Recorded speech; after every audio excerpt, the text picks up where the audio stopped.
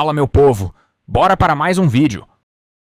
Hoje vamos fazer um pouco diferente. Neste vídeo vou colocar a coletânea dos últimos vídeos postados. Caso você não tenha visto os últimos vídeos, esta é a sua chance.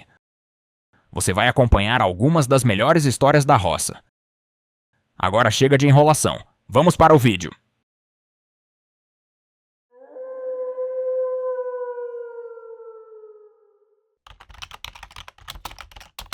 A noiva da estrada velha. Seu Pedro era caminhoneiro, desses que conhecem cada curva de estrada de terra. Numa noite de lua cheia, voltava da feira com o caminhão carregado de milho. Quando, na estrada velha que corta o mato, viu uma moça de branco, de pé na beira da estrada. Ela estava de vestido longo, véu cobrindo o rosto. Parecia uma noiva. Ele parou o caminhão, baixou o vidro. Tá tudo bem, moça? Ela só apontou para frente, para dentro da mata. Contra o bom senso, seu Pedro desceu. E foi atrás dela. Mas a cada passo que ele dava, ela parecia mais distante. Até que no meio do caminho ele tropeçou numa raiz e caiu. Quando olhou para frente, seu Pedro não viu ninguém. No entanto, quando ele olhou para trás, seu caminhão estava ligado.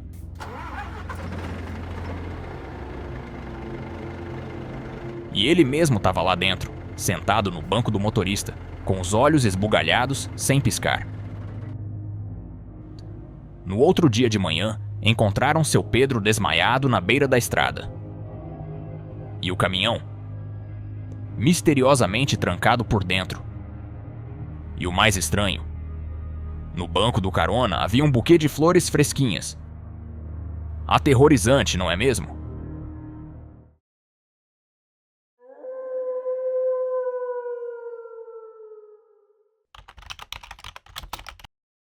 A sombra no cafezal. Dona Maria era uma senhora muito devota. Vivia rezando e ia sempre à igreja. Ela era uma pessoa boa com todos, e todos da vizinhança gostavam muito dela. Dona Maria gostava muito de café e sempre fazia um delicioso café para seu marido e seus filhos. Seus filhos agora eram grandes, não moravam mais com ela. E seu marido já era falecido. Dona Maria tinha um cafezal em seu quintal e sempre acordava cedo para cuidar desse cafezal. Ela sempre dizia que nas primeiras horas da manhã o café tem outro cheiro. Mas naquele dia em especial, ela sentiu algo estranho. Enquanto fazia a colheita, Dona Maria viu uma sombra entre as fileiras do café. Ela pensou que poderia ser algum bicho, talvez um dos cachorros do vizinho. Mas a sombra era alta e andava em pé. Ela então, com um pouco de receio, gritou: "Ô de casa, tem alguém aí?" Mas o silêncio foi total. A sombra se movia rápido, mas não fazia barulho. Ainda com medo, Dona Maria tentou se aproximar, e naquele momento percebeu que o cheiro mudou. Não era mais cheiro de café. Era um cheiro forte, de enxofre e queimado. Assustada, Dona Maria correu para casa, trancou a porta e não saiu por 2 dias. Ela estava com muito medo, pois morava sozinha. Depois disso, as plantas do cafezal começaram a secar. Mas só daquele lado onde a sombra foi vista. Dona Maria diz que até hoje, mesmo depois de replantar, nada mais cresce naquele lugar. O que será que era aquela sombra? O mistério continua.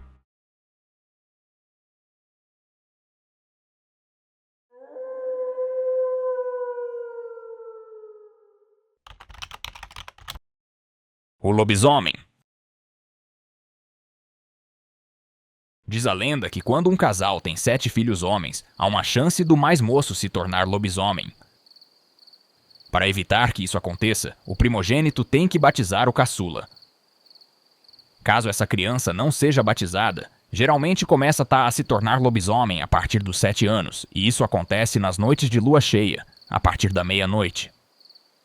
Uma família antiga de São Luís do Paraitinga, que morava nas proximidades do núcleo Santa Virgínia, tiveram muitos filhos. O 7º filho virou lobisomem, pois essa família não conhecia a tradição para evitar que isso acontecesse. Nem a criança e nem a família sabiam, porque quando uma pessoa se transforma em lobisomem, ela não se lembra do que acontece quando está transformada. Com o passar do tempo, essa criança se tornou adulta e se casou. Ele se casou com uma mulher formosa e foram morar na zona rural, próximo da casa de seus familiares. Alguns meses depois do casamento, tiveram um filho. O casal e o bebê iam frequentemente visitar os pais do rapaz. Na volta para casa, eles voltavam a pé, tarde da noite. Em uma noite de lua cheia, após o casal visitar os pais do homem, o próprio começou a passar mal e saiu correndo para o mato. A esposa ficou assustada e não entendia o que estava acontecendo. Ela ficou parada esperando o marido voltar. Após alguns minutos, ela começou a caminhar e de repente surgiu um lobisomem que tentou atacar a ela e o bebê. A mulher conseguiu subir em uma porteira junto com o filho, a fim de se proteger do lobisomem. A fera ainda assim conseguiu rasgar a manta que a mãe usava para esquentar a criança. A mulher gritava de desespero. Seus gritos fizeram com que o lobisomem fugisse e desaparecesse no meio da mata. No dia seguinte, o esposo apareceu em casa com a roupa toda rasgada. Sua mulher, indignada, falou o que aconteceu na noite anterior e perguntou a ele onde estava, por qual motivo havia corrido para o meio da mata e se não havia escutado seus gritos por socorro. O marido não acreditou na história do lobisomem e começou a rir. Nesse momento, a mulher viu entre os dentes do homem os fiapos da manta do seu filho. Depois disso, não sabemos o que aconteceu. Será que o lobisomem ainda está por lá?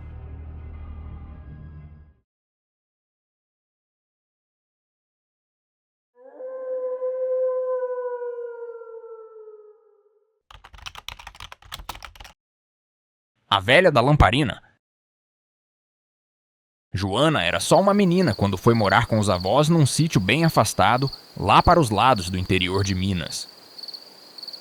A vida era tranquila. Até aquela fatídica noite em que tudo mudou.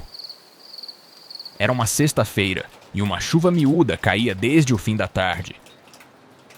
Quando deu umas 8 da noite, a luz acabou. A avó de Joana pediu para ela ir buscar a lamparina que ficava pendurada no gancho do galpão. Joana calçou os chinelos, pegou um casaquinho e foi. Mas quando abriu a porta, ela ficou paralisada. No meio do terreiro, ela viu uma velha que estava parada, olhando para ela.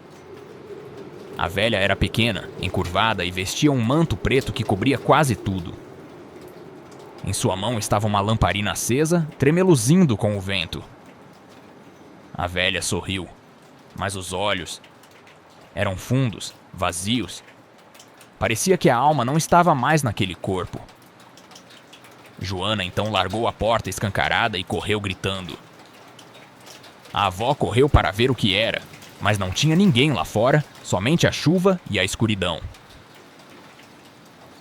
No dia seguinte, bem cedo, quando o barro já tinha secado, Joana e a sua avó estavam passeando pelo terreiro, quando viram pegadas pequenas pelo terreiro e uma lamparina igualzinha a delas, deixada bem no batente da porta e ainda estava cheirando a querosene. Depois disso, Joana nunca mais quis sair no escuro, mas o que mais assombra é o que veio depois. Anos se passaram. Joana já era moça. Se mudou da roça, casou e teve filhos. Mas toda vez que chove forte e a luz acaba, ela diz que escuta de novo.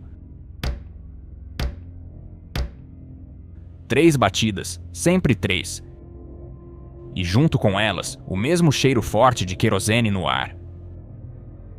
Era como se a velha maçã ainda estivesse rondando. esperando algum desavisado abrir a porta para ela. E dizem: quem ousar abrir a porta quando ouvir as 3 batidas, não volta para contar a história.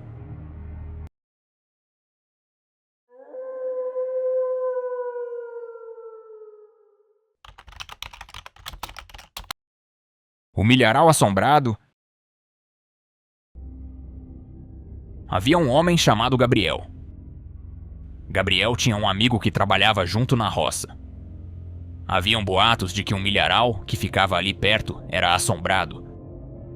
Por causa disso, quando o relógio marcava 5 horas da tarde, a peãozada já arrumava as coisas e iam embora, antes do sol se pôr. Gabriel era metido a valente e não acreditava em assombração. Certo dia ele estava trabalhando na empreitada, e o trabalho não tinha rendido muito, porque seu parceiro de trabalho não pôde ir trabalhar naquele dia. Gabriel então resolveu ficar até mais tarde, para adiantar o serviço. Quando o relógio bateu 5 horas, os demais trabalhadores foram embora. Gabriel ficou sozinho na roça. Algumas horas se passaram e escureceu, e ele então resolveu ir embora. Para voltar para casa, o caboclo precisava andar 4 quilômetros a pé, e teria que passar pela estrada do milharal que diziam ser assombrado. O rapaz estava tomado de coragem e não acreditava nas lendas sobre o milharal. Gabriel então arrumou suas coisas e começou a caminhar pela estrada escura. Ele iluminava o caminho com o seu farolete. Depois de andar cerca de 200 metros pela estrada, já era quase 8 da noite, o caboclo começou a ouvir passos atrás dele. Ele então olhou para trás, mas não viu ninguém. Continuou então andando e novamente ouviu os passos, mas agora parecia o barulho de várias pessoas andando. O rapaz novamente olhou para trás, mas não viu coisa alguma. Ele então olhou para frente e viu de relance um vulto entrando no meio do milharal. Nesse momento ele sentiu um frio na espinha. O vento começou a assoviar e a balançar as folhas dos pés de milho. Gabriel então apressou os passos. O vento parou de repente e tudo ficou em silêncio. O rapaz então respirou fundo e continuou a caminhar. Alguns minutos depois ele ouviu um barulho vindo do milharal. Ele escutou foices e facões cortando os milhos. O barulho foi se aproximando dele, e ele, que não era bobo, começou a correr. Nisso ele começou a escutar novamente passos atrás dele, e eram muitos passos que ele ouvia. Gabriel nem fez questão de olhar para trás, apenas continuou correndo. Ele estava correndo e de repente parou, pois viu um homem estranho em sua frente, porém um pouco distante. O sujeito estava parado na estrada, de pé, com roupa maltrapilha, cheio de hematomas pelo corpo, com um pano cobrindo o rosto e estava sem as mãos. Com coragem, Gabriel tentou falar com ele, mas o homem não respondeu nada e veio em sua direção. Nesse momento, surgiu do meio do milharal 4 homens com foices e facões. Eles usavam chapéus enormes que escondiam seus rostos. Eles estavam vindo na direção de Gabriel. O caboclo pensou em voltar para trás, mas começou a escutar um barulho horrível, como se fosse uma multidão de pés descalços vindo. Vozes também estavam sendo ouvidas, pedidos de ajuda e choro. Ele então entrou no milharal e correu o mais rápido que pôde, deixando suas coisas caírem pelo caminho. Enquanto corria, ele ouvia muitas vozes e via os pés de milho se mexendo como se tivesse muita gente no meio do milharal. Depois de correr muito, Gabriel encontrou uma cerca e a atravessou, depois correu mais um pouco, agora por um pasto. Ele chegou em um lugar e olhou para a plantação de milho. Ele viu crianças cheias de luz pedindo ajuda. Viu também mulheres e homens desfigurados e maltratados. Essas pessoas tinham uma certa luz ao seu redor, como se fossem almas. Essas almas estavam correndo, e aqueles homens com facões e foices, que ele tinha visto antes, estavam correndo atrás dessas almas. Esses perseguidores estavam envolvidos por uma sombra, como se fossem espíritos do mal. Antes que aquela perseguição terminasse, Gabriel saiu dali. Ele andou por mais um tempo e chegou na casa de um amigo. O caboclo contou para o amigo tudo o que lhe havia acontecido.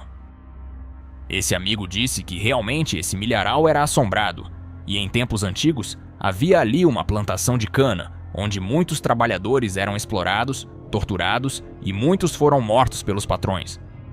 Até mesmo as crianças, que eram filhos desses empregados, eram maltratadas. Quem fazia esse trabalho sujo eram os capatazes da fazenda. Diz a lenda que por causa de tudo isso, esse local, que hoje se encontra o milharal, se tornou assombrado.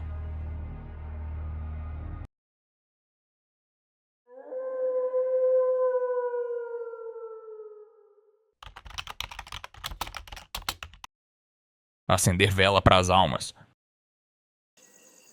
Em uma cidadezinha de Pernambuco, havia uma pequena família muito religiosa. Eles iam sempre na igreja e eram católicos. 3 vezes por semana, por volta das 9 da noite, a mãe e uma das filhas acendiam uma vela para as almas, uma vela por noite. Essa vela era acendida no quintal da casa, debaixo de um tanquezinho que eles usavam para lavar as roupas. A crença sobre acender vela para as almas possui várias variações, mas em resumo, simboliza a iluminação do caminho dos falecidos até a vida eterna.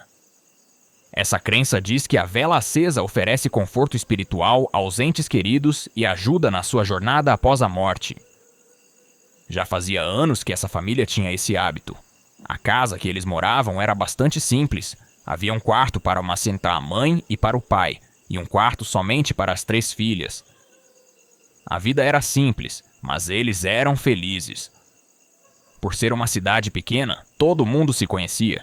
As pessoas não se preocupavam muito com ladrões ou qualquer violência, mas nunca se pode bobear. Essa família tinha 3 cachorros grandes. Qualquer desconhecido que viesse visitá-los, os cachorros latiam sem parar. Os cachorros eram dóceis com a família, mas com os de fora não podia vacilar. Um certo dia, a mãe decidiu que não acenderia mais velas para as almas. Por ter feito isso por muitos anos, pensava assim: já fiz a minha parte, não preciso mais continuar.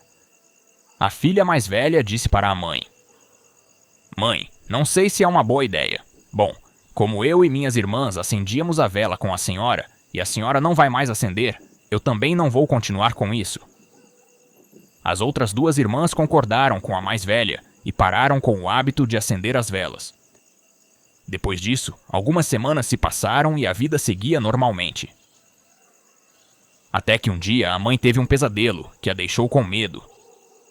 Depois de alguns dias, a filha mais velha teve o mesmo pesadelo e contou para a mãe. Depois, as outras 2 filhas tiveram o mesmo pesadelo. Tudo aquilo parecia muito estranho. Sempre que a família saía para algum lugar, deixava os 3 cachorros de guarda no quintal da frente, para caso algum meliante se metesse a besta de invadir a casa. Esses cachorros eram bravos e assustadores. Um dia a família saiu para almoçar e voltou de tardezinha, por volta das 5 da tarde. O tempo estava fechado, frio e uma chuvinha leve caía. Para a surpresa deles, quando voltaram para casa, os cachorros não estavam no quintal da frente. Eles entraram assustados em casa, achando que alguém tinha invadido a casa, roubado as coisas e tivessem feito algo com os cachorros. Mas, para espanto deles, a casa estava impecável e as fechaduras também. Nada estava fora de lugar. Quando foram para o quintal de trás, os 3 cachorros estavam amarrados por uma corda, bem quietinhos, como se estivessem morrendo de medo. A pergunta que ficou no ar foi: quem foi o ser humano corajoso que amarrou essas feras? Será que foi um ser humano mesmo? Naquele momento, a mãe lembrou das almas e se assustou pensando que as almas tivessem ficado enfurecidas com a família por terem parado de acender as velas. No dia seguinte, a família chamou um padre para benzer a casa. Quando o padre terminou a reza, disse que alguma presença estranha havia passado por aquela casa. O padre perguntou se a família tinha o hábito de acender vela para as almas e depois parou. Eles disseram que sim. O padre então disse que já tinha visto uma situação dessa antes e contou para a família que quando se começa a acender vela para as almas e decide parar, tem que rezar muito, pois senão essas almas voltam irritadas para assombrar as pessoas que acendiam as velas. Pois para as almas, uma vez que você começou a acender vela para elas, você não deve mais parar. Sinistro, não é mesmo? A família então rezou muito e não tiveram mais sustos. Mas a lembrança continua, a lembrança de terem sido visitadas pelo sobrenatural.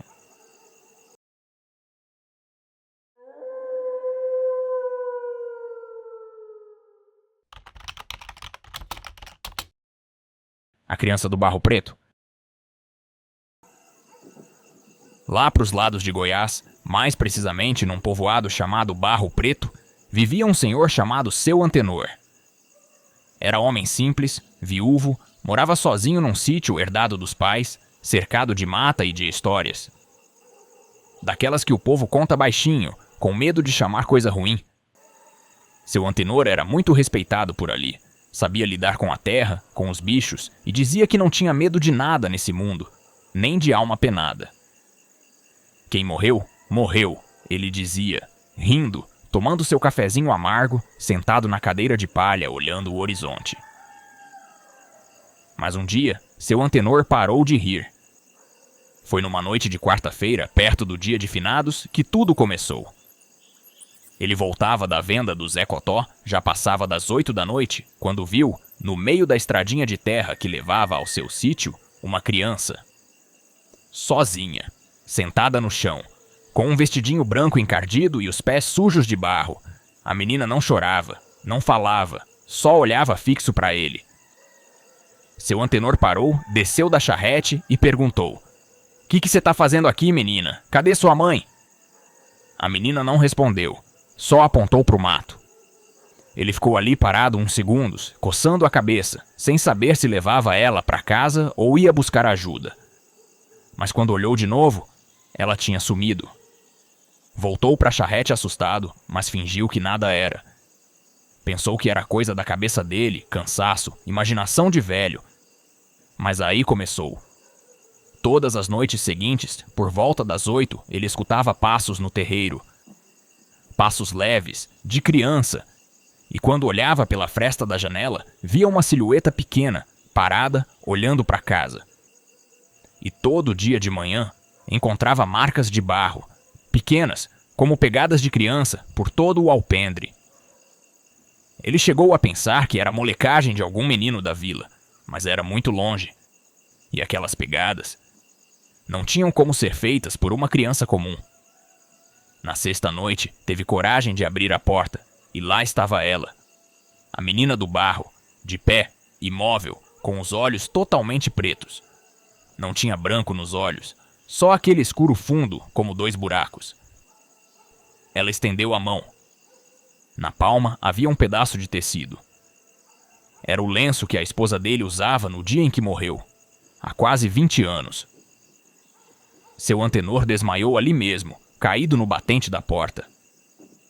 No dia seguinte, um vizinho encontrou ele desacordado. Chamaram o padre, benzeram a casa, rezaram missa, fizeram promessa. Mas seu Antenor nunca mais foi o mesmo. Não falava, não comia direito, ficava sentado o dia inteiro na cadeira de palha, olhando para o mato. Até que, um mês depois, ele sumiu. Só acharam o chapéu dele no terreiro, e ao lado, marcas pequenas de barro indo em direção ao mato. Dizem que até hoje, quando a noite cai no povoado de Barro Preto, algumas pessoas escutam risadinhas de criança perto da mata. E quando a chuva começa a cair, as pegadas voltam a aparecer. E você, se visse uma criança sozinha na beira da estrada, pararia para ajudar?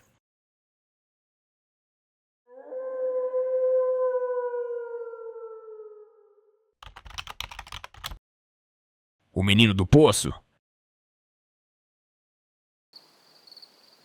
Dizem que quem mora na roça conhece bem os sons da noite.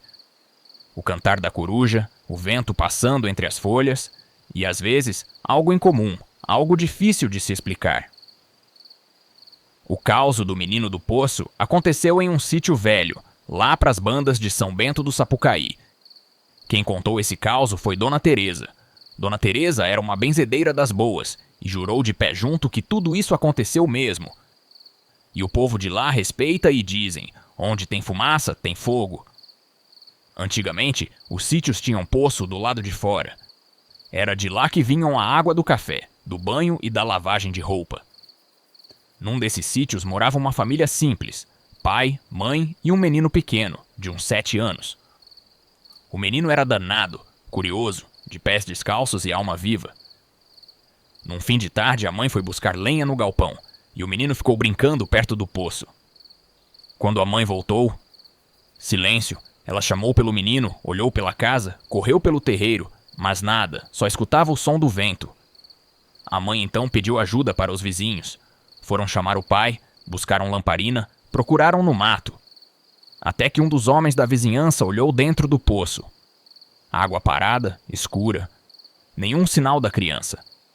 Jogaram corda, desceram com lanterna, mas não encontraram nada. Não encontraram o corpo e nem mesmo o chinelo do menino. A família ficou devastada. Fizeram missa. Fecharam o poço com tampa de madeira e cruz. Apesar de toda aquela dor, a vida foi andando. Na medida do possível, o pai e a mãe foram se ajudando. Mas aí coisas estranhas começaram a acontecer. Toda noite, por volta das 7, ouvia-se barulho de água se mexendo. Como se alguém estivesse chapinhando dentro do poço. E em algumas madrugadas, o pai dizia ouvir passos no terreiro. O pai ouvia passos leves e corridinhos, como se fosse de criança descalça. Uma noite, a mãe ouviu uma vozinha bem baixinha chamando: "Mãe, tô com frio." Ela saiu correndo, abriu a porta. E ali, perto do poço, viu um vulto pequeno, com uma luz fraca ao redor. Mas quando piscou, já não tinha mais nada. No outro dia, bem cedo, a mãe foi até o poço. A cruz estava torta, e bem em cima da tampa, alguém tinha deixado uma vela. A vela estava acesa, sozinha, sem vento, sem ninguém por perto. Desde então, toda noite de lua cheia, alguém, ou alguma coisa, acende uma vela no poço, sempre na mesma hora. Anos depois, a família se mudou daquele sítio. Mas o povo daquele lugar diz que, de vez em quando passa por perto do poço, escuta risadinhas. Ou um pequeno estalo, como de pé molhado no chão seco. E ninguém ousa tirar a vela, porque todo mundo sabe que tem coisas na roça, que não se deve mexer. Pessoal, muito obrigado por assistir até aqui. Se gostou do vídeo, deixa o seu like, compartilha o vídeo e se inscreva no canal. Deixa nos comentários a sua opinião. E se tiver algum caso que queira contar, conte nos comentários. No próximo domingo, às 9 da manhã, postaremos mais um vídeo com novos causos. Se inscreva no canal para não perder. Um forte abraço e até o próximo vídeo.